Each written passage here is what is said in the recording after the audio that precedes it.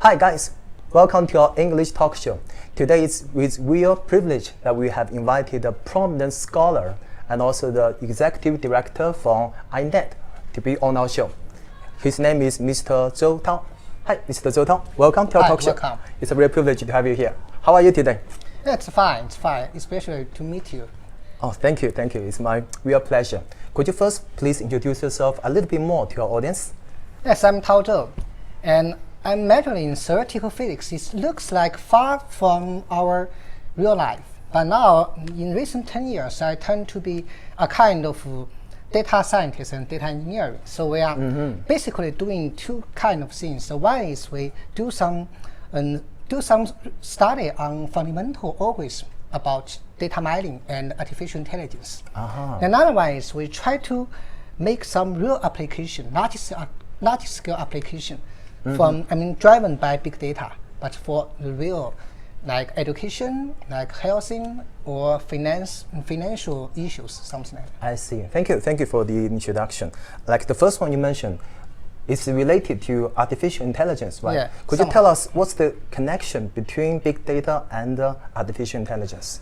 I mean, if we look at the traditional artificial intelligence, Yeah. What is that? How to say, really depends on big data. You know that for artificial intelligence, its history is really long. It's more than half a century. Oh.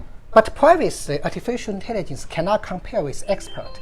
The power of artificial intelligence cannot compare with real expert because it lacks big data. And maybe about 10 years or 15 years before, now we collected more and more data. Yep. So we can train the model and make it more and more accurate. So for recent few years, in many fields, the artificial intelligence can really compare with human experts. So this is a kind of booming spring of artificial intelligence. Yeah, it's booming, growing fast. But if we look at future, yes, in the near future, maybe 10 years or 20 years, the artificial intelligence can be somehow jump out of the data. I mean, they can generate run data independently without data. It can generate data by itself. So they cannot need real data. So because, for example, if we look at AlphaZero, I mean the new generation of AlphaGo, the two players, both with artificial intelligence, they play themselves. So we don't need a real human expert, but they just computer play with computer. Yes. And now we can generate artificial images. Based on some sampling, we just generate artificial images, not real image. And we try to recognize some patterns in the image, but we don't need real images. So this is another way. So maybe, and previously we don't have big data, so we do not have powerful artificial intelligence. Now we have big data, and currently data is even more important than algorithm itself. But if in the near future, maybe sometimes we don't need real data, because artificial intelligence can generate artificial data and become more intelligent. Yeah, there's some movies portrayed in this kind of matter. Do you think it will bring kind of like a threat to human being? So I'm not sure, because now for any kind of robot, they have some kind of subject. I mean, their objective.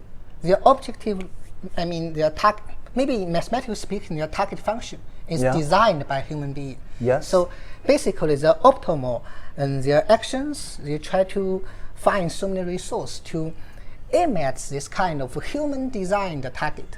And this is so. In this stage, we are safe because we design the target for the robots. Yeah, that's the stage that we are now, right? Yeah, I cannot imagine some days. Maybe I'm not sure, but maybe some days. After maybe they can find their own target, but I don't know how. I don't know how. But if they can find their own target, so we call it ultimate intelligence (UI). So this kind of ultimate intelligence is maybe it can be a threat. It's something yes we feel. Yeah. I see. As ordinary people, is that like some precautions we can take to get us better prepared for the ultimate artificial intelligence? Maybe that's this way. Basically, for normal human beings, we can learn something more about artificial intelligence. So maybe we can be more suitable, or we have better, somehow we can be more suitable for the next generation. But you know that this kind of terrible thing are not by, maybe it's just by a few very, how to say, maybe they are unsocial or they are very strange. A kind of crazy expert or crazy scientist, a few, just maybe one or a few. So it's, I can't say how to control it, but it's a kind of like a challenge we are facing it's a kind at of the challenge. moment. You know that we forbidden something by some so many rules in the scientific community. We have so many rules which fields we can touch, which we cannot. For example, for brain science or for gene science. But every time we always have a few scientists, crazy scientists, so we they can touch those sensitive areas. Those areas may create maybe like ethical problems. Ethical problems. But we cannot just by some ethical rules. They just want to do their own things. We can. I see. Oh, thank you. You know, and also, speaking of data, I once heard of a statement about it. It says, "Data is the new oil." Yeah, somehow. Do you agree with that, and why?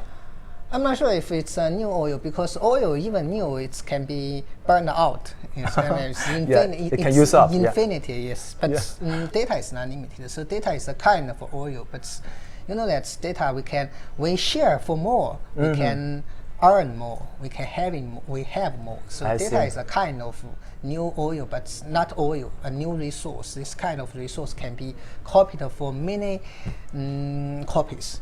Okay, but even more valuable. So I see.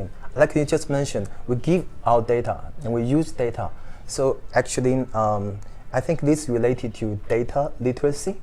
So do you think data literacy is important for like our ordinary people to have in order to make sense of the massive data out there? You mean private? Some kind of to protect the private information or something? That's related, but data literacy is more related to understanding the data, how we can make use of the data. Sometimes, for example, like take e-commerce, for example, when you buy things online, you get lots of data and also recommendations from the websites of what things you buy. But you need to have a clear mind idea to tell what data are real, what data are not. For example, in the source of data, some people may fake it. Then it will lead to the wrong outcome of the result, right? So do we need to have this kind of ability to tell the difference? It's a kind of, so first of all, the data is, at the first place, it's a costing. Data is a cost. So at the first place, it's cost because you need to storage the data. You need to analyze the data. So if you cannot make money or make other values from the data, you just have some costly things, garbage, and garbage. even worse than garbage. So this is the no first, use at all. The first first no ability use. is we have the ability to mining the value from the data, and we can analyze the data. To refine the data. So this is one thing. And for example, if you're talking about the e-commerce commerce website, we need to build up a kind of recommender system. So we do recommendations. Analyze personalized history records about your purchase history. And we try to dig out your personal interest and to make some recommendation about product to you. So this is a kind of machine learning algorithm. And another one is you mentioned, so we have to make us to be robust to spamming, because you know that. So, of course, in the real world, we have artificial data and we have some fake data. But sometimes the fake data is from a natural way, but sometimes it's made by some human purpose. For example, if we in the e-commerce commercial website, we want to make some benefits. So we pay some people to give the right reviews or good reviews on some products. A good algorithm itself, it is robust. So when we design the algorithm, we have a part of a model to try to detect the spammers. So this is a necessary part. If you do not have this kind of necessary part, you will have a garbage in, garbage out. So yes, indeed. I totally agree with you. And then also, because you have to, in order to enjoy the benefits of public goods, the result of the big data. Yeah. You have to give out your own data. Yeah. Then this leads to giving out your Private privacy, something, right? yeah. So what do you think of the trade-off between your privacy and the public goods? Okay, it's a good question, but you know that sometimes for normal person, because we look at this kind of TV or media or something, we see, okay, so many big companies, they steal our private information to make money. We feel it, but it's not, because sometimes we give our private information, and it is very good for the development of the industry. So this is somehow good for your country or your society. And then another one is you will enjoy better service. So it's a kind of trade-off. But you know, I have some issues. First of all is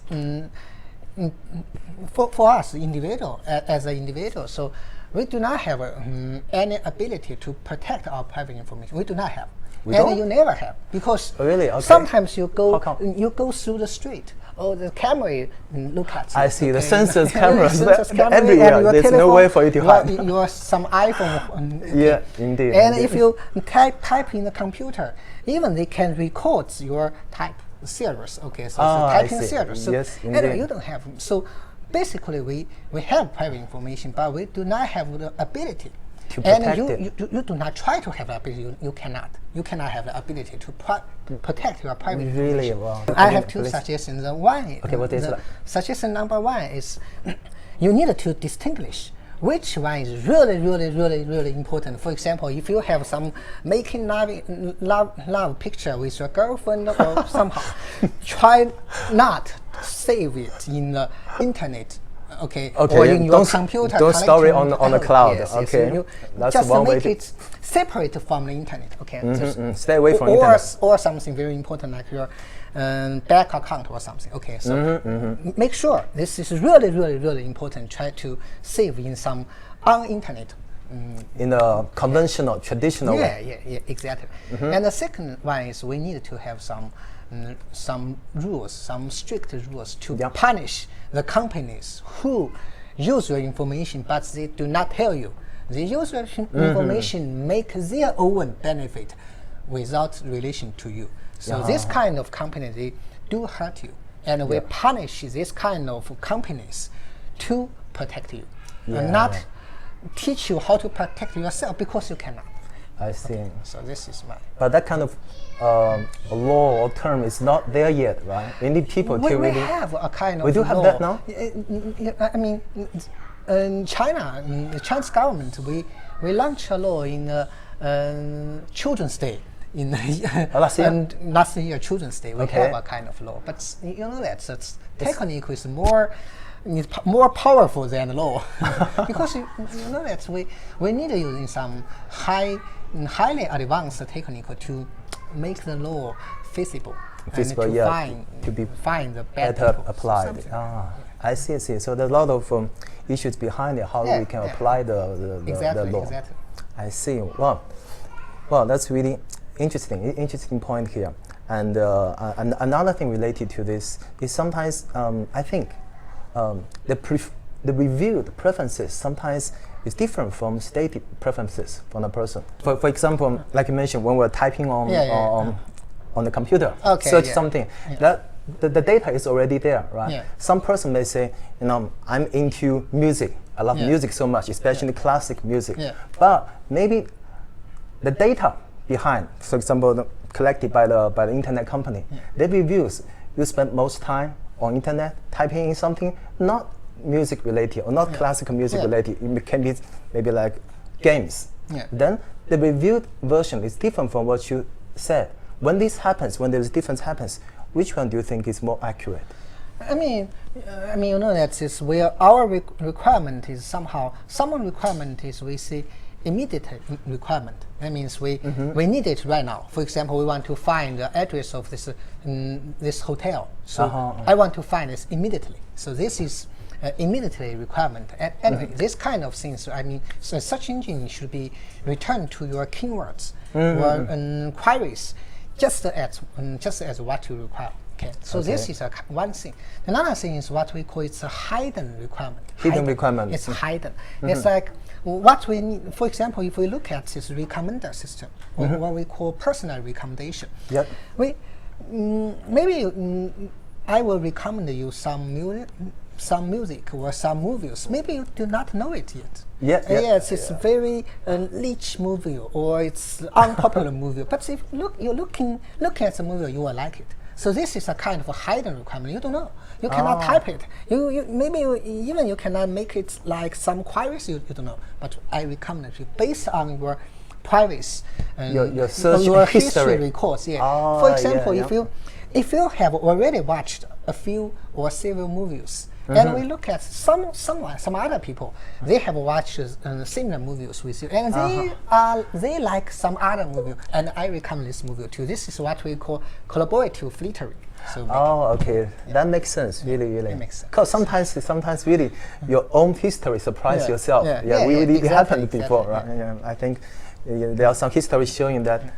In the past year, how many songs or what songs you have listened to, which ones were like on the top 3. Sometimes you surprise yourself in this way. Exactly.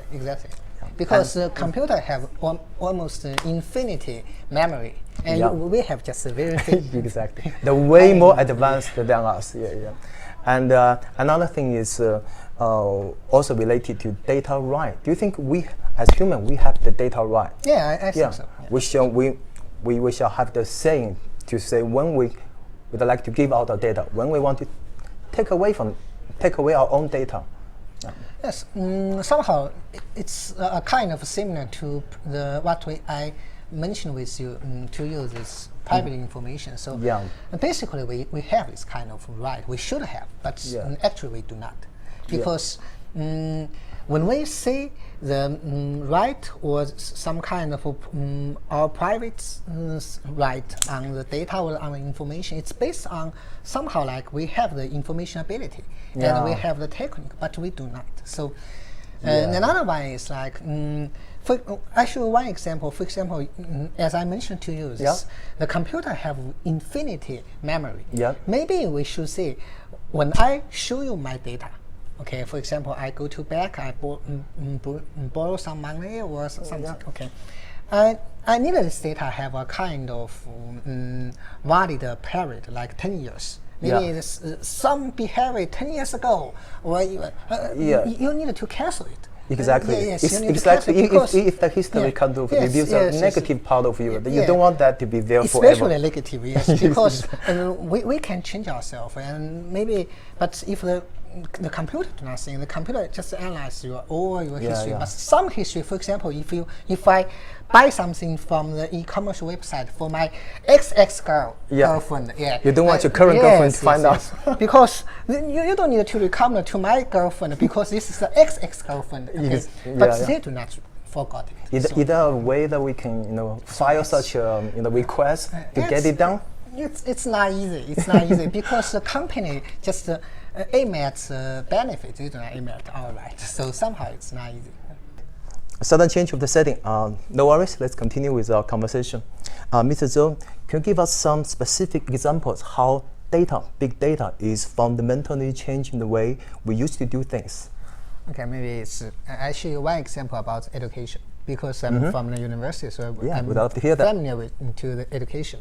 Before we know we are having the big data. I mean the data about the students, the behavior of students. So we usually know students just like normally half a year when they take the exams, take the examinations. So we know the performance. Okay. Yeah.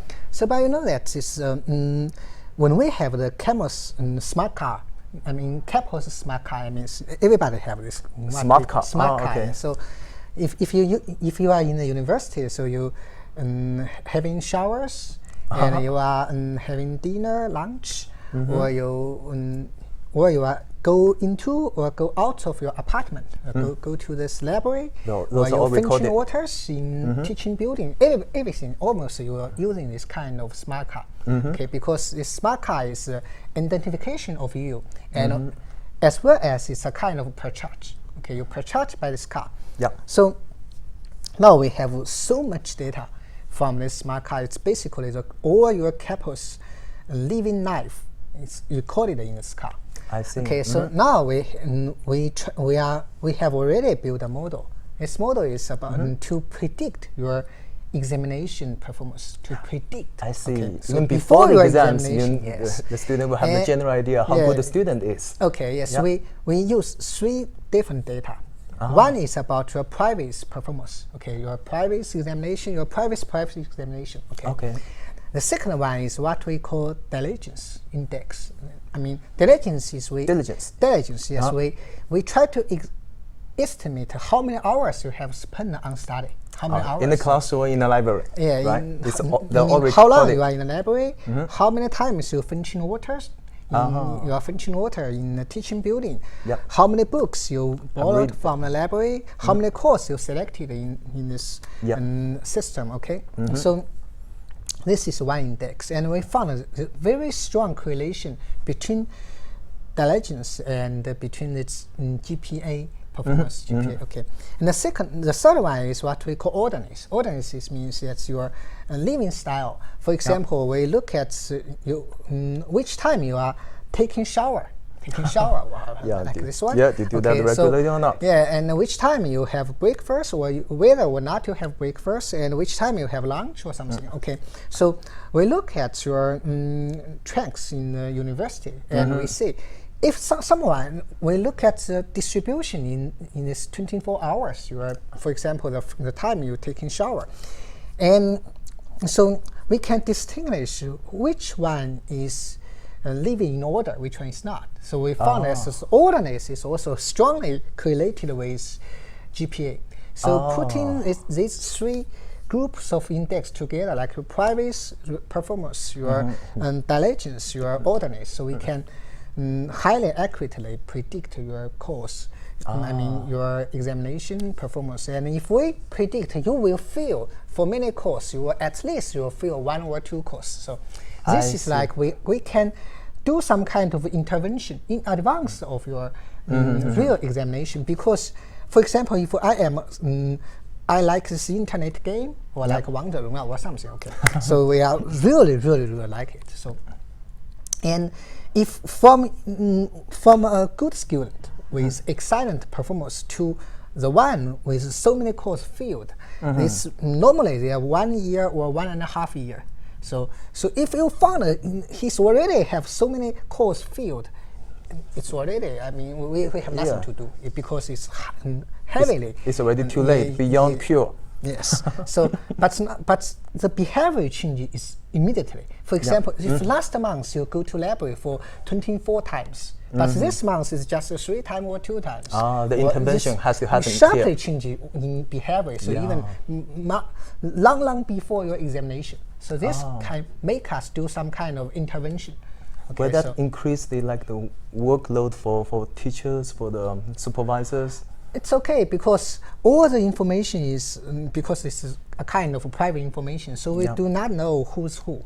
Only if you touch or you exceed some kind of threshold, some kind it's of like alarm will go off. threshold. So we can send this kind of information automatically to your teacher, to the teacher. Okay? I see. For one teacher, it's about 115 students you organize this kind of skill. So if you are a student there, be careful with what you do. What you say, right? Because those things will be recorded. Yeah, we have some volunteers. It's almost half of the university students are volunteers. They share their data, and if they have some really behavior change, so their teacher will know. Will know, at that critical moment, right? When it's time to intervene, right? Interfere with. It really improve their performance, and I mean, it's in particular reduce the furniture.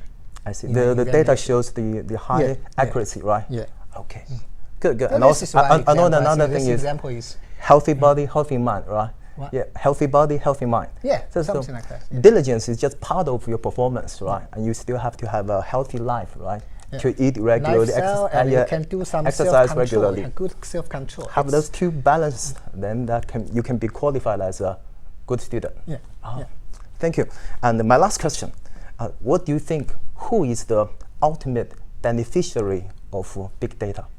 At the first place, I think is because this kind of big data and artificial intelligence And basically, I mean, most people will enjoy the benefit, in particular for this our health.